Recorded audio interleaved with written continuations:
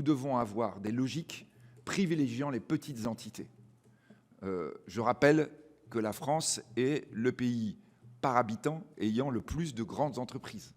C'est-à-dire nous avons un taux de grandes entreprises au niveau mondial qui est extraordinaire. Donc je crois que là, ces grandes entreprises françaises, elles se sont constituées justement sur ce que j'évoquais tout à l'heure, sur des phases d'hyper-innovation dans lesquelles les Français ont été incroyablement, on va dire, inventifs, qui ont permis des constitutions de petites entités qui, peu à peu, au fur et à mesure de l'arrêt de l'innovation, se sont regroupées.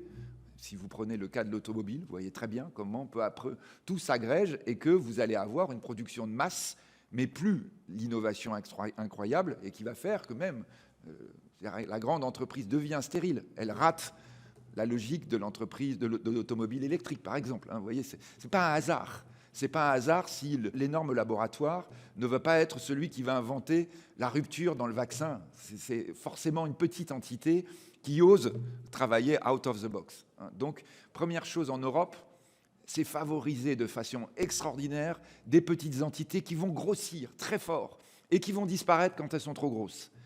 Le moment où le progrès scientifique se ralentit est le moment où là, on voit cette consolidation qui se fait naturellement.